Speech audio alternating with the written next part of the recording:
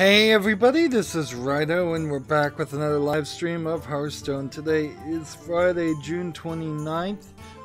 I believe this time event is ending on July the 3rd, so we've only got maybe till Monday. So yeah, I may come in on Monday and have all the daily quests done just by default, just out of safety's sake, because I really wouldn't want to miss out on an easy 60 gold and an easy 60 dust. I think that puts us that would put me at a slight disadvantage. We've already done the Tavern Brawl, so I can start immediately on just playing the custom dragon deck I built, which I believe is this. So let's give this a try and play. Have yet to find a solution as far as the chat. What seems to happen is when I post a message, it's in a lightly grayish background, whereas everybody else, when they post a message, it's in a pure white background, and thus the CSS code that I was using, even though I've tried to mod it several times, doesn't seem like it's catching whatever is going on there. I guess maybe what I could do is try to find some new CSS code, or just not post, or like, it's not certainly something I'm working on very hard. The Steam Summer Sale is still going on, and I am getting a little bit of progress. I put in a good 5 hours, I would say, if not 6, in recording yesterday of Black Mirror 2, and unfortunately Black Mirror 2 has gotten extremely buggy, and that is certainly not what you want to have happen, or you want to see. Is probably now I would say I'm at least 10 hours into the game, and for it to all of a sudden become a nightmare scenario where you're having to alt-tab out and then alt-tab back in and alt-tab out and alt-tab back in multiple times just to get a puzzle to animate at all is not a good thing. Plus the game isn't great, frankly. It's not getting better, it's getting worse. Face the airs of magic. So that is also like not great. I'm trying to work my way up to a legitimate reason just to rage quit Black Mirror 2, but I'm not sure I'll be able to find it before the game is done. I'm just trying to hurry through the thing and be done with it. I didn't really like Black Mirror 1 either, but here's the ultimate problem with having 900 games on your Steam account that you actually intentionally purchased to play and cover on the YouTube channel, is once you're committed, if you buy Black Mirror 1, 2, and 3, you kind of feel a need to play Black Mirror 1, 2, or 3. Unless you can find some, at least in my mind, I have to find some major justifications. Like, I can justify skipping all of the original Tomb Raider series because I got those games in a bundle, and those games don't really run that well anyways. And I might, at some point, they might be a mod or an emulator that could run those better, so that they would actually run well. The same is true for the Hitman series. Both of those series have been rebooted. I think both of those series are also Square Enix series. So yeah, like historical perspective. A lot of the Scum VM games like Pajama Sam and Putt Putt and such, I do want to cover at some point, but I can also certainly see I getting more eyes on it by playing a Lego game, if any of the Lego games would run, or a Disney game, if any of the Disney games would run. As far as kids games, like playing a kids game that's at least only 5 to 10 years old, compared to playing a kid's game that doesn't have Disney branding and is 20 to 30 years old. There's a big difference there. But I do have Black Mirror 3, and unless somebody bought me the remake, the reboot of Black Mirror, I don't think I would fall for purchasing that unless it's really, really cheap. And in all honesty, the reboot is only like 5 hours according to howlongtobeat.com, whereas the first game, Black Mirror, was 15 hours. So maybe they fixed a lot of things in the remake and made a much better point-and-click adventure. But there's also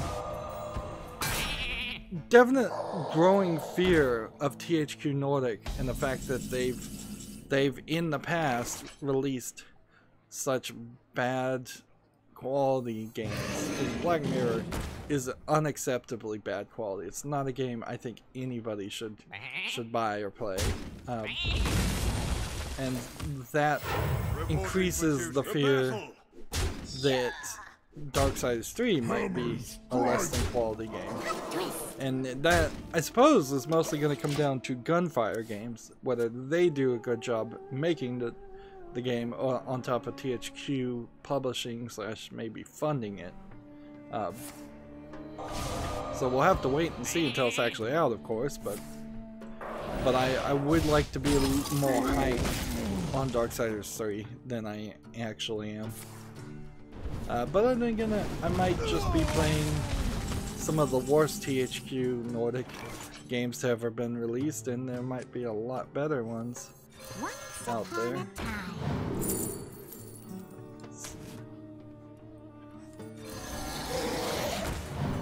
I will be your doom. Play this. Play that. Play that. And that. And then return. Alright, we've got a game called Up Left Out. It looks like it is a tile sliding game where you move blocks around trying to move pieces to the right place. It's a single screen Unity game. Kind of like Pipes, too. Yeah, there's a level of playing Pipes here. And I wouldn't be opposed to playing a Pipe-esque game. Let's see what the price is. 10% off for 89 cents. Let me think. You're taking a big risk here. This is from the developer of Hook, however, and that's rated positively. 97% positive of 5,000 reviews, and in fact every game from this developer has been rated positively. So by the fact that the name is there and that there is this legacy of them making puzzle games and them being good, I have to recommend Up Left Out, assuming you like puzzle games at all. Right. So first game we see on Steam is actually good. Rock Paper Shotgun has a article called Soundbite: Why is it so hard to start a union in the game industry? I don't even need to read this article to, well, actually I don't even think it's an article. I think it's a interview audio wise.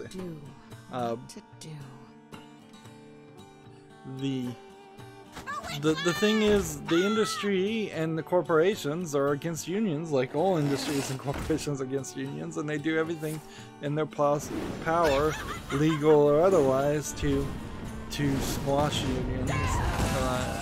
Like, people have wanted to have unions for Walmart, and Walmart has needed to have unions for decades, and Walmart has done everything whatsoever to stop any kind of union whatsoever from happening. And that's where you get Walmart's where they are now, with very few checkout cashiers, very few employees, not a lot of care, not a lot of amazingly good service as far as the employees.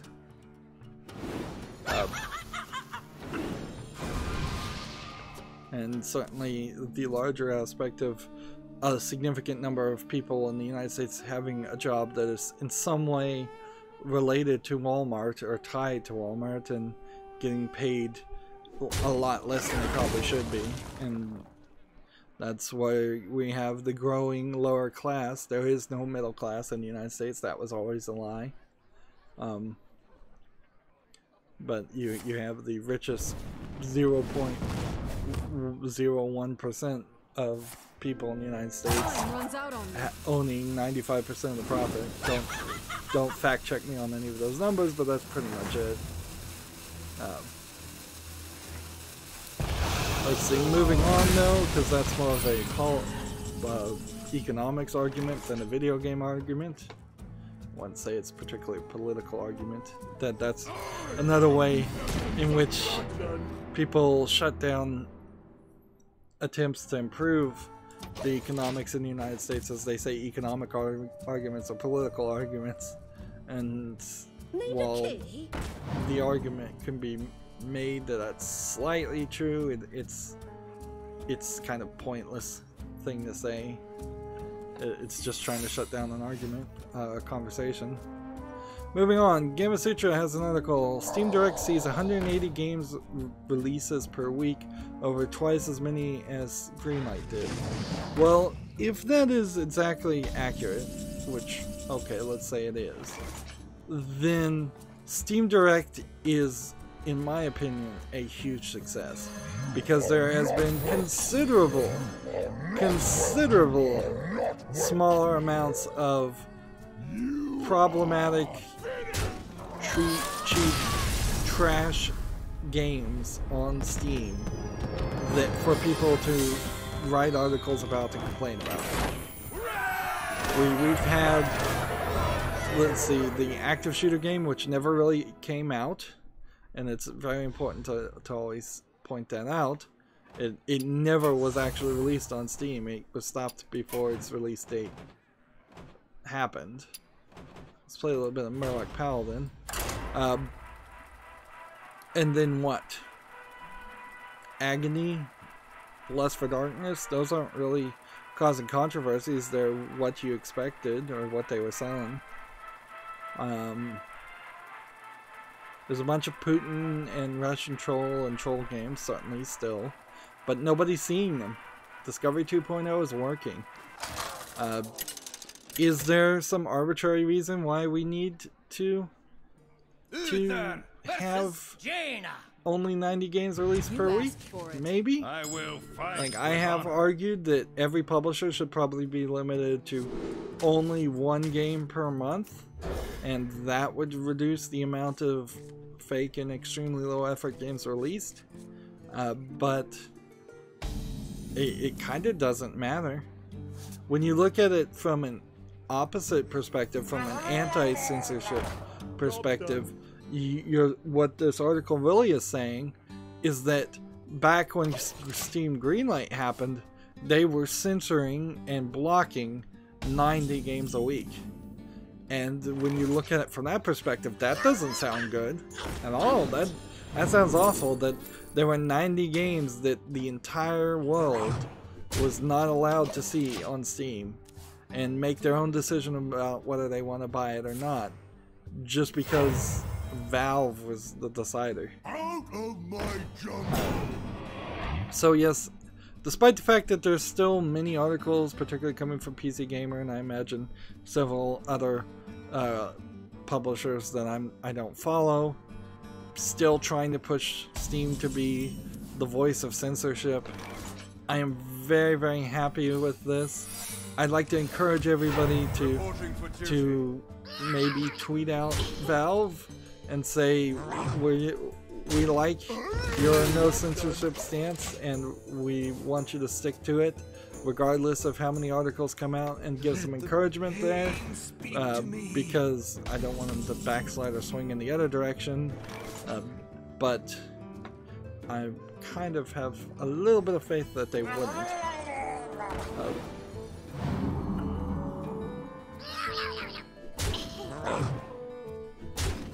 Discovery 2.0 has worked way better than I thought it was going to in the first place.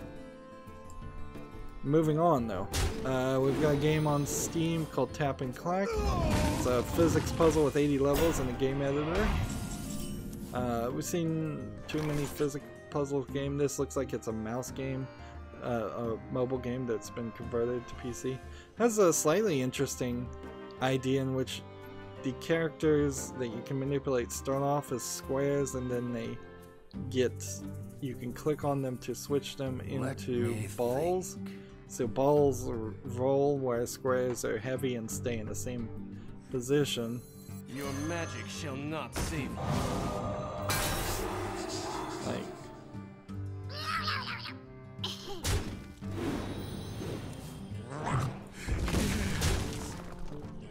let's keep on playing.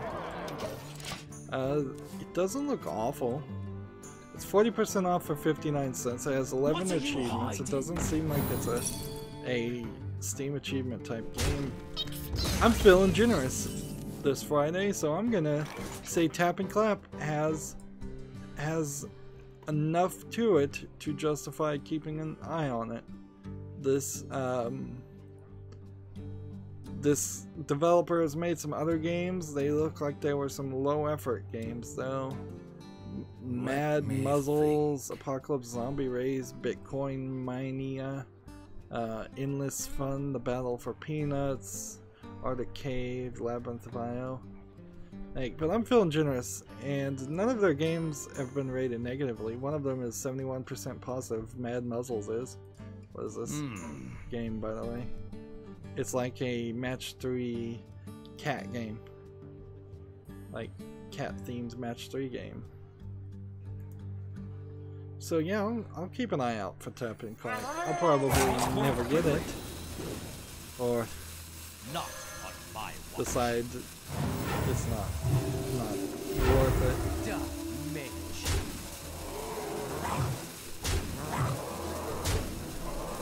Job done. There we go.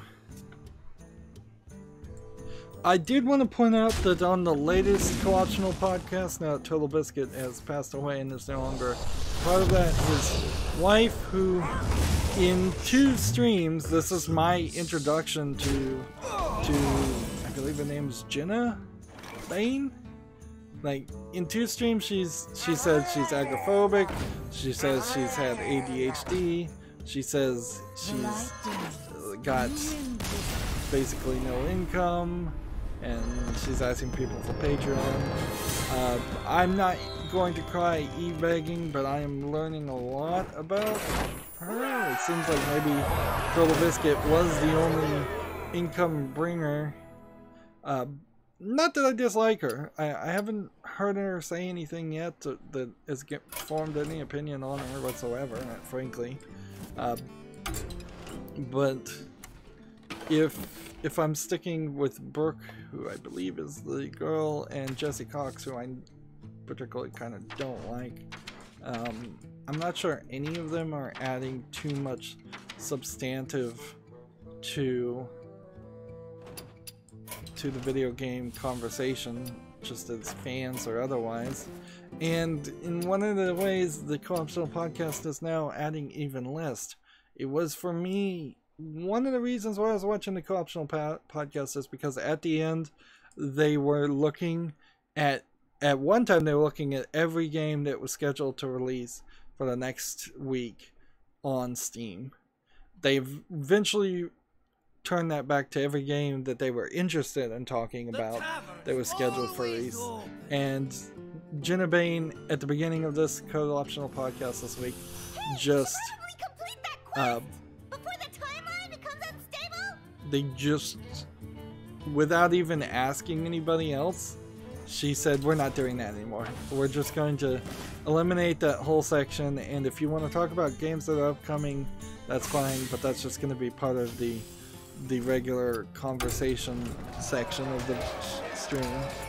So that leaves me kind of as the only person now that I know of that's looking at every game that comes out on Steam. Is that perhaps an indication that even I should stop doing it? No, I don't think so, because I am finding gems in the rough. finding something at least that's worth mentioning. Maybe not purchasing, maybe not playing it. And I feel like there is a lot of room for other video game people who cover video games but only cover the top AAA games. Giant Bomb is a great example where they're very picky about what they're covering, what they don't. There's a lot of room for games that I know Giant Bomb has never heard of, never looked at, never cared about. And so I'm fulfilling a niche, I feel. Jaina versus Gul'dan. Your soul shall be mine. So yeah, You asked for we're it. still going through this. Next game we have on Steam is called MOBA GM. That's a general manager simulation game, as best as I can tell, to be an esports manager. They want $19.99 for this game that is basically all text, single screen, menu, spreadsheet, like an Excel spreadsheet of a game. Literally no discount. Like laughably asking for way too much money. There might be a reason to be a MOBA general manager, but I'm not sure that there are.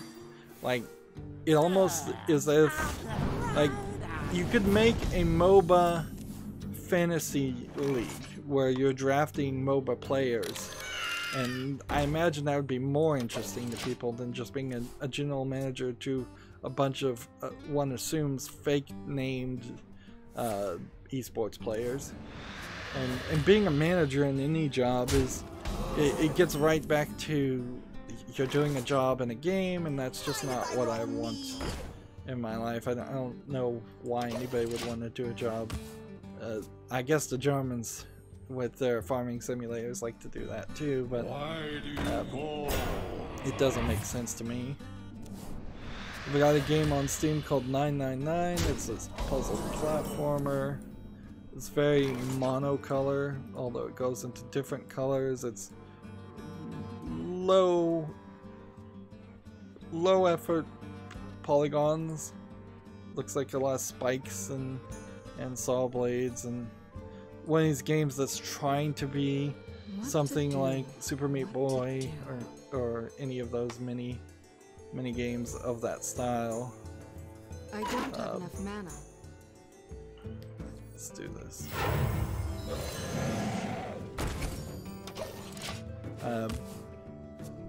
I would say that the low polygon, lack of detail is an intended artistic style here. This game has 126 achievements. That seems like, I thought they were limiting them down to 100. This is 30% off for $6.99, and I imagine the achievements are the main thing here. This is the second game from this developer, and the first game from this developer came out June 9th, 2017, a year ago, for 67 cents. Right now, with it being 66% off, and nobody has reviewed it enough. So I think you could probably skip 999. Not a very imaginative name. That is also certainly an issue to consider. It's just where's your level of naming ability? If you're not creative enough to find a name, or find somebody who can find a name, then how creative is your game? PC Gamer has an article, Valve on Steam opportunities. Quote, we are not taste police. Quote, we don't sell ad space or pick winners. And that is very much a kind of interesting thing to say and point out, is that there are literally no ads on Steam that are sold. If you're seeing an ad for a game or a link to a game, it's literally because Steam and Steam alone feels like you're likely to buy this game and enjoy it and not refund it. That's not something you see on other websites. On other websites, including websites like PC Gamer that should not be selling ads for video games at all, in my opinion. You see articles written about games that have been paid. You see ads for games that have been paid for. Again, this is PC Gamer reporting on an article, I think in part though to try and spin it and do a little bit of propaganda / yellow journalism to say Steam really should be censoring all their content. Like, PC Gamer is the worst about dropping things too. Like, they just stick with the narrative, stick with the topic for weeks and weeks on end. I guess they're not as bad as, say, like CNN, which has been saying the exact same thing for half a year. But I don't want to get into political talk. Like, moving on, we have a game on Steam called Waking Violet. It says Waking Violet is a classic 2D top-down puzzle game. And I don't know if I like these graphics enough. It says it's an action-adventure indie puzzle single-player. I'm watching the trailer, and it looks like a kind of simplistic top-down Legend of Zelda game. So we played 3 dragons, and we need to now play a bunch of spells. We can play a heal spell, I guess. I bet that's what I built. Yeah, let's try that. For the most part, Waking Violet is a box pushing game more than a Zelda game. I'm not seeing you fight enemies. It's 30% off for $4.89. Anduin versus Rexar. First game from one developer that's labeled. The light shall bring victory.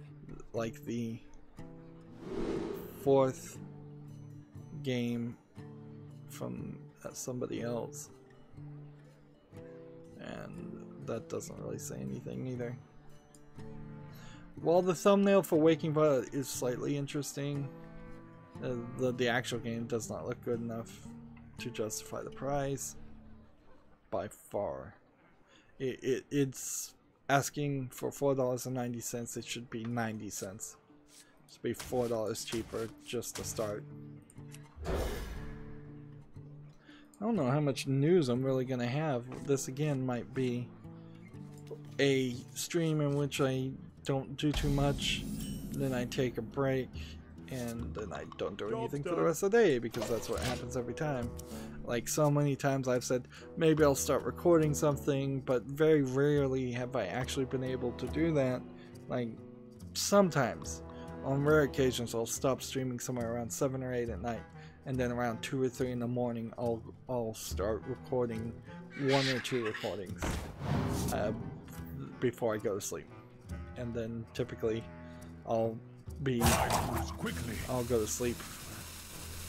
Honestly, it's probably a little bit easier for me with my insomnia to record almost up to the point where, well, record up to the point where I feel like I can't go another hour or so and be pretty tired. But then I also miss those signals internally and subconsciously, and then often we'll record one episode where I'm like, yeah, I'm a little sleepy here, losing concentration. Gamer Searcher has an article. Amy Hennig has departed EA to take up independent development. Amy Hennig was the creator of the Uncharted series, a woman in the video game industry who, frankly, probably needs a better agent as far as PR. Probably doesn't have an agent at all, because she should be talked about more than she really is. She got hired by EA. She was writing a Star Wars single player experience as in the same style as Uncharted. Now the thing here is they promoted her when they promoted her to a creative director of EA's Vancouver's unnamed EA Vancouver for an unnamed Star Wars game in January. And so you promoted who was effectively a creator, a writer, general concept person to creative director, and that's slightly different. Like that is slightly different. Maybe she wasn't ready for that, but inherently I don't think Amy Hennig did too much wrong. I think the problem was EA wanted, and we saw this clearly with Battlefield, they want multiplayer games that they can put microtransactions in. And she turned in a single player Star Wars game that would probably be a million times better than whatever we eventually do see.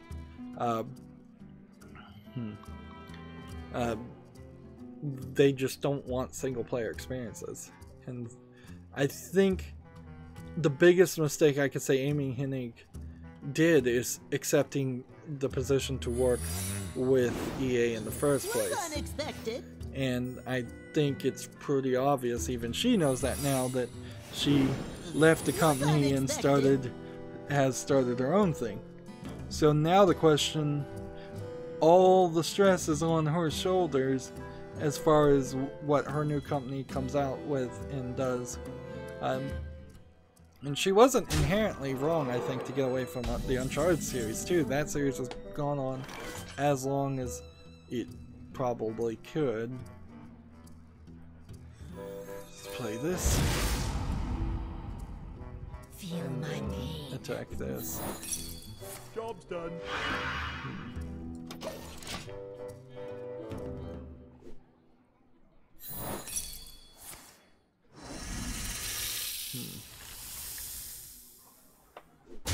So,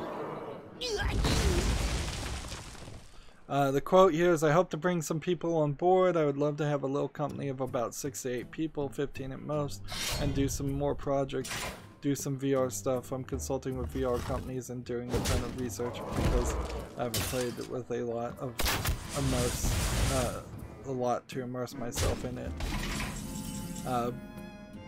So, I imagine the thought here is she had more than 15 employees under her as the creative director at EA, which that would certainly then play to the thought that she was just not ready to be in a management role. But or to manage that many people. Well, if she's going to run a company with 6 to 8 people up to 15, you're not going to see extremely long games from her, certainly. Or you're going to see something along the lines of a Telltale game where it may be a long story but very few interactions. But I think she'd do well doing a Telltale style game.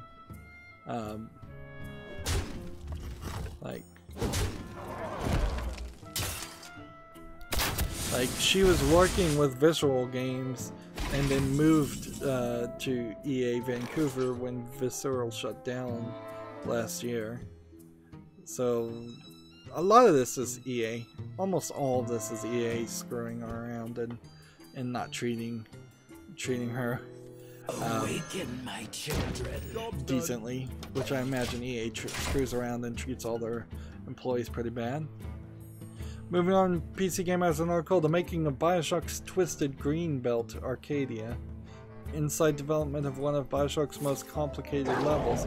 This is interesting that this was posted by PC Gamer 12 hours ago because this really has nothing to do with anything. And then as I scroll down it says this article was originally published in PC Gamer issue 319. So this is kind of just them republishing an article from their magazine. And see, that's the weird thing about the PC Gamer brand name, is that there's people working on the newspaper, there's people running the website, and people running the magazine, not newspaper. About the same. So I guess the release schedule. It seems like it's kind of a major corporation and kind of a soulless, headless corporation.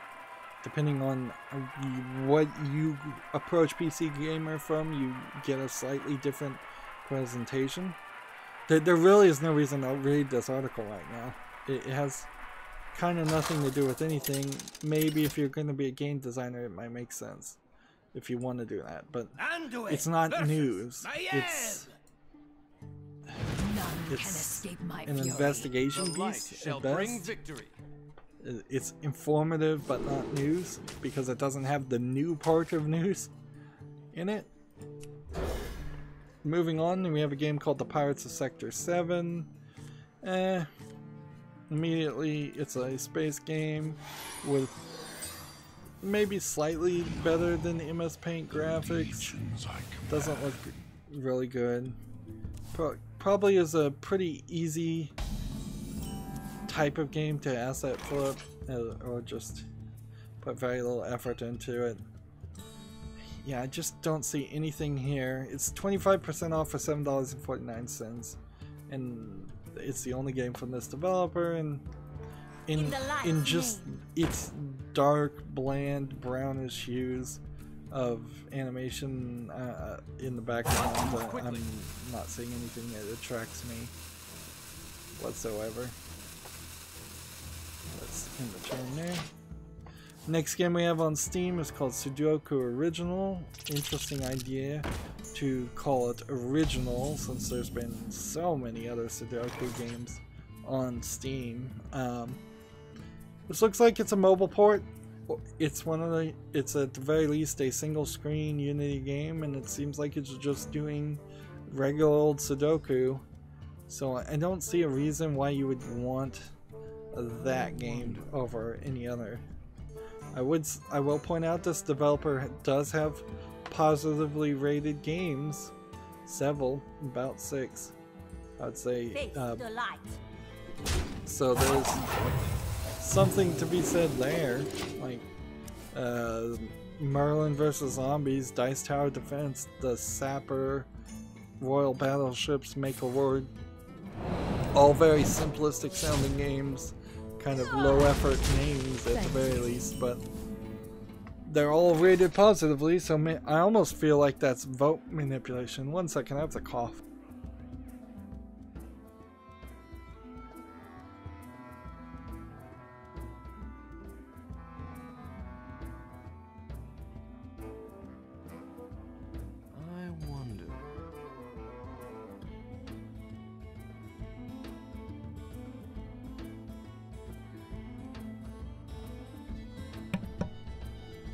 Man, I keep having this like algae stuff, sore throat, lots of stuff in my throat. Waking up. Maybe I need to run a humidifier. I think I probably will start trying that. Just sleep with a humidifier on. Although I have slight fears of having all the electronics in my room getting overly humidified, but right now it's fine. In the middle of summer, it's super arid and dry.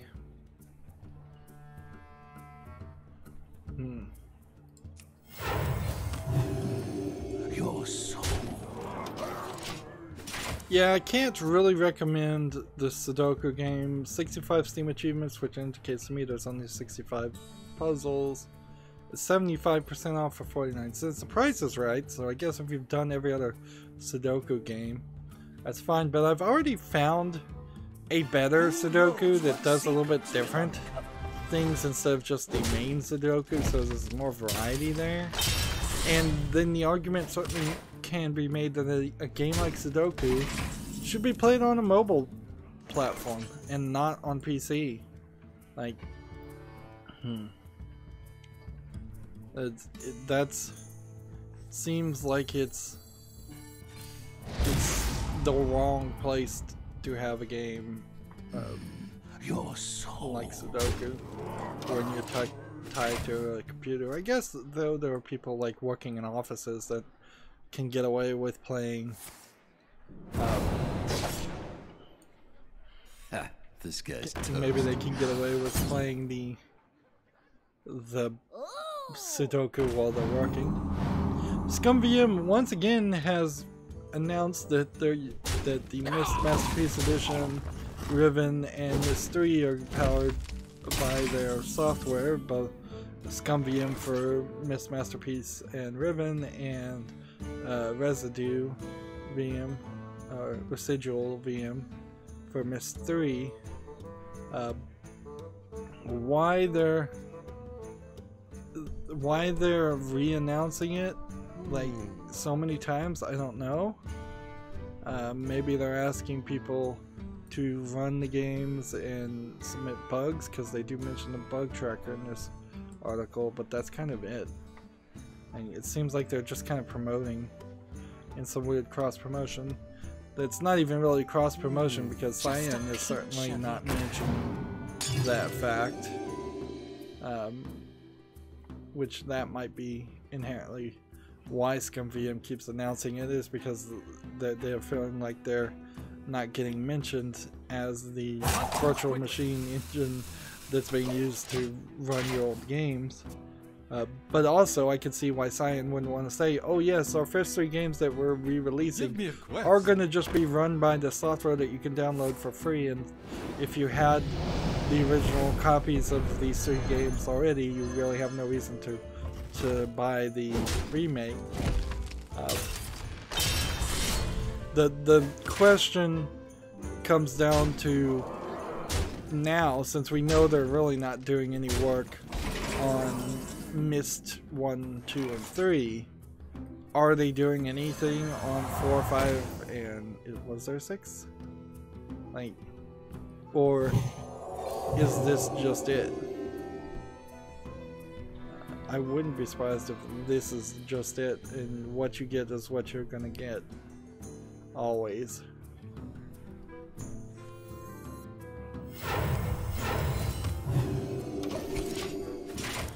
We've got a game on Steam called Astro Bouncer. It's a very basic cell phone-esque game. You're probably just clicking a mouse, or more likely originally you were tapping on the screen to bounce back and forth, trying to collect stars, it seems like, maybe avoid stars, and it's kind of like a Flappy Bird but rotated 90 degrees, so you're going upwards. It's from the developer 4Kids, who makes the Vicky Spotter games, which are not terrible games but not great either. 58 achievements seems really high for 49 cents right now. 51% off for 49 cents. Maybe the kids' games will be the new way in which you, in which people get achievements. Is playing worse and worse, or kids' games. I could also see a very good argument that kids' games should be allowed to have more achievements than regular games. Is someone injured? Like, that makes some sense to me. Just a pinch of vigor. Let's see, what am I supposed to be doing right now? Playing spells? I think that was what I'm supposed to be doing, so let's do as many spells as possible. Next game we have on Steam is called Frankenstein Beyond the Time. It says it's an early access adventure indie casual game. Frankenstein Beyond the Time. It's some kind of VR game in early access, but I'm not sure what you do, or if you do anything, and maybe this is just a instance of you watch what happens and that's it. I should play this first. Play the draw first. And do this.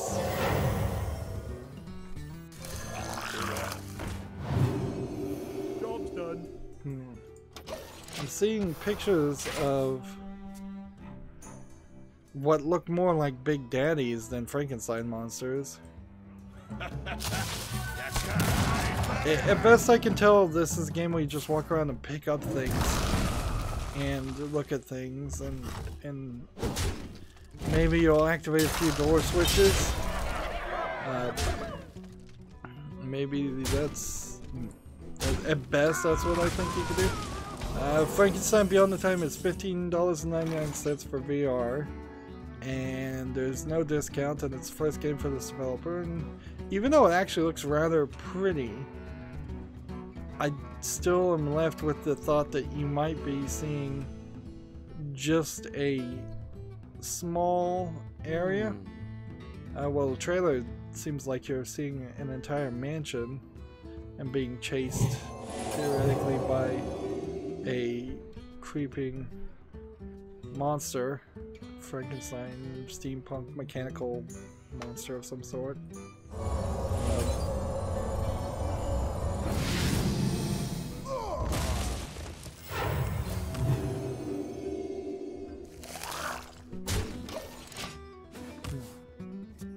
Yeah, there's some reasons why I might check out that game if I had VR, but since I don't, I can just happily ignore it. Gamer Sutra has an article. Judge halves ZeniMax's $500 million Oculus payout, declines to block Rift sales. After an updated ruling yesterday, Facebook will now only owe ZeniMax Media Incorporated half of the $500 million initially granted for allegedly using stolen source codes to build the Oculus Rift. Which this might be an indicator or precedent for what might happen between, well, ZeniMax again, Bethesda, and Warner Brothers, which, like, ZeniMax Bethesda suing now Warner Brothers, saying that the Westworld game is too much like Fallout Shelter. Anduin Let's see. versus Maiev. For the most part, None can escape my fury. The light shall bring victory.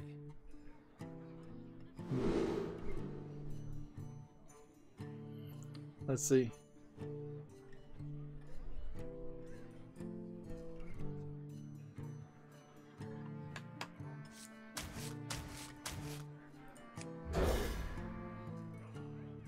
Let's see, according to this, a quote here is to say that there wasn't a substantial copyright infringement because only 7 lines out of 42 billion lines of code had been copied from ZeniMax, which that is shocking amount to give $500 million to. Like that is a shocking amount of code, if that's true. Like, and this is inherently is probably an argument where code shouldn't be copyrighted at all, copyrightable at all, because that's also, I could easily write 7 lines of code in a completely white room environment where I've never seen anybody else's code and come up with 7 lines, because a line of code can be as simple as A equals 1, and that's kind of crazy.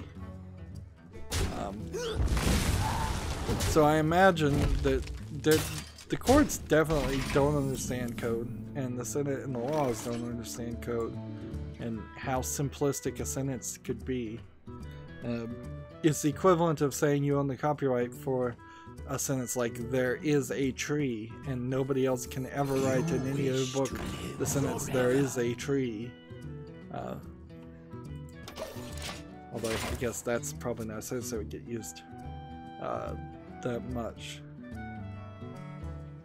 Blood and plunder. Moving on, Gamma Sutra has an article. Niantic acquires the machine learning company Matrix Mill. The developers of Pokemon Go now have a machine learning company behind it, which I'm not sure what they really are gonna do with that. But they must have some kind of idea, or maybe they just want the programmers and the employees. This is the third acquisition Niantic has made in the last half a year, following the earlier acquisitions of Escher Reality and Evertoon. I feel like they're trying to work on their next big thing and make it as good as Pokemon Go. Hard to see how that would actually happen unless it's Pokemon Go 2.0. There's a game on Steam called Magic Synthesis. It says it's an RPG indie casual simulation. I'm noticing that even the trailer that I'm looking at has a window in the video, so a person can't even record their own game In the light's name. without that trailer.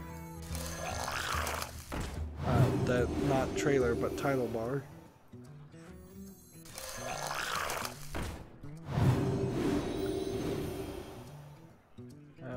I could have done something different here.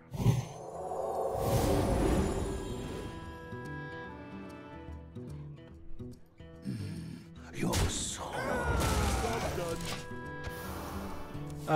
Yeah, this game, Magic Synthesis, is just a very bad, like lower than average RPG Maker type game.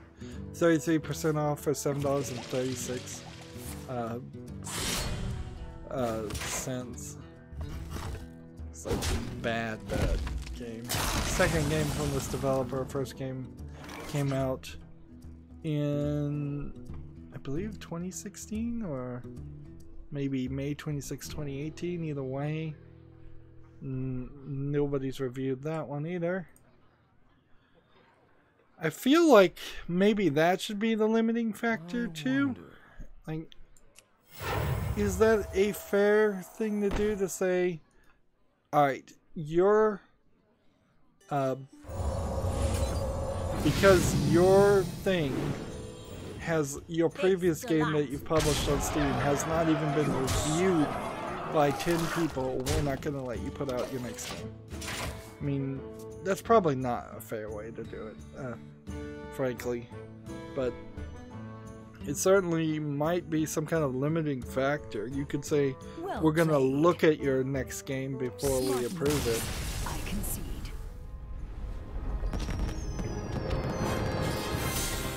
Because there is a collection of developers and publishers who just put out games.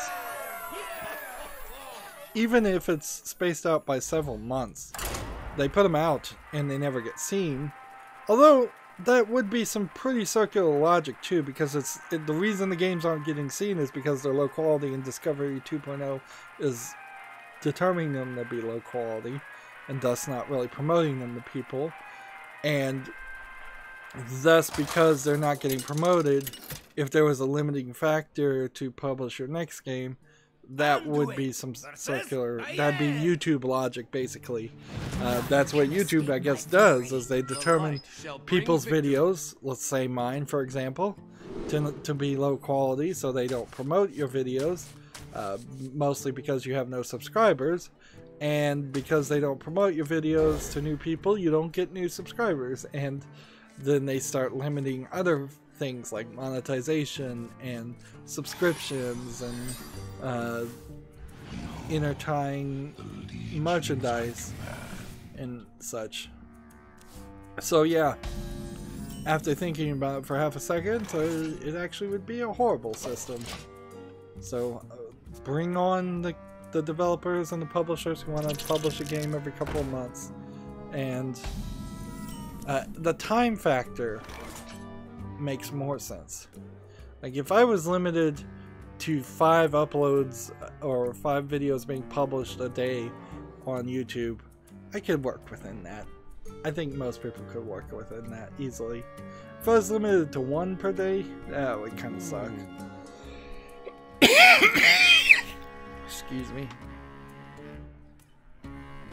Yeah, I'm gonna just start coughing a lot, I think. Just gonna end the turn here. So we've got a game called a bunch of Chinese or Japanese letters and then Give me a hello quest. lady. It is not in English, but Japanese, simplified Chinese and traditional Chinese. It's 14% off for $25.79. It's kind of a shame it's not in English. This visual novel looks like one of the better ones, which inherently in my biased mind tells me this was probably made by a Japanese company.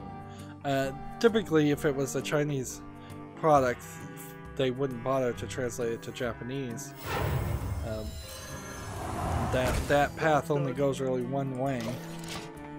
Japanese product might be translated to Chinese, but a Chinese product almost never is translated to Japanese. They'd much quicker translate it to English. Let's see. Is there anything else we can say about this developer? They publish some other games. And what about this publisher? No, can't really say too much about it. Moving on.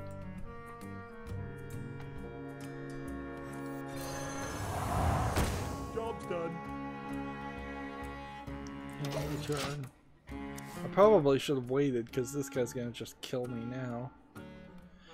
Next game we have on Steam is called Xenocyte Clad. Early access action indie game. It looks like it's a pretty fast-paced running gunner game. Well, not running gunner, but a fast-paced platforming game. But what I'm not seeing here is any enemies. So I don't understand. You have kind of this Metroidvania-esque area, and there's like straight out of Super Mario Brothers fire pinwheels and things you can hurt yourself on and run into, but otherwise it seems like you just run around doing nothing.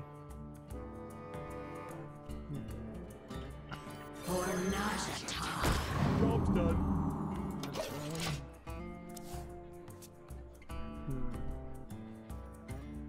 Like maybe there's some security things that shoot things at you.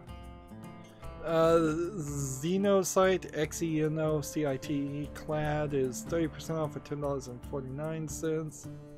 Behold the magnificent aerial command unit! It caught my eye for like a second. It doesn't look completely awful, but it just doesn't look like it's polished enough for where I think I could probably get something a lot better. And more I'm approaching from the thought of maybe I can just do better, or maybe I already have better as far as games. Like I have Axiom Verge, and I imagine Axiom Verge would be way better to play than Xenocyte Clash.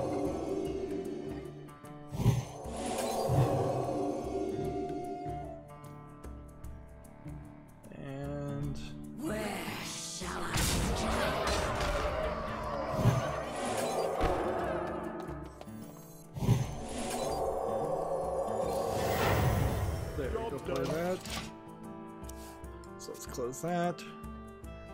There's a game on Steam called Muay Thai Fighter. The graphics are 3D and they don't look that great.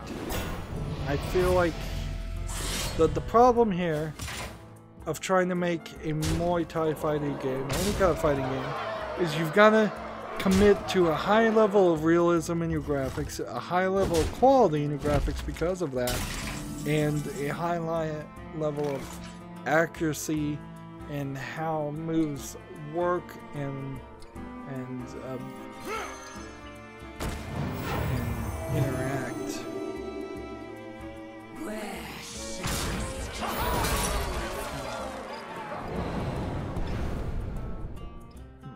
I don't have enough mana. Let's just play these. Job's done. So it's pretty risky to play to get Muay Thai Fighter. It's 40% off for $4.19. I feel like you're getting a rather low-level indie effort when there should be something better. It's from a developer called Real World Fighting, and they've also made like Unbroken Warrior, Last Alive, Wrestlers Without Boundaries. So they're going for a whole theme of games. They also made Stickman Fighting, whole theme of fighting games that probably are just slight re-releases of things that they've already made. So yeah, we are now done with the European account. So let's move over to the Americas account. See, I'm not 100% sure how I want to do this. I still got a lot to talk about, and it's been an hour, and I think we should just break up here.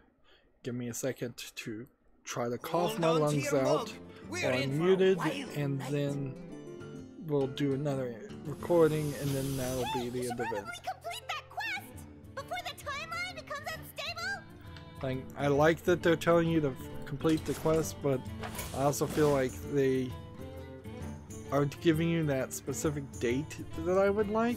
They're never being accurate enough there. Well, yeah, it's been an hour. That's going to be it for this recording. As always, I ask you to like, share, subscribe, comment, and watch every second of my videos. If you want a friend to follow me on any social media sites, there's a whole bunch of links down below in the description. And if you want to support me further, I'm asking people to friend me on Steam and gift me a game or a gift card off of my wish list, or otherwise it doesn't really matter as far as gifting the game. If you want to see me play it, that's very helpful. The Steam Summer Sale has gone on, and it's still going on, so now is the time to do that. Nobody's gifted me a game yet, which is not super surprising, but it's a little disappointing. Remember, this is the only way I'm able to monetize right now. I could make a Patreon, but since nobody's giving games, I doubt nobody would give anything on the Patreon either. That's it for this recording. Thank you for watching. Have a good evening.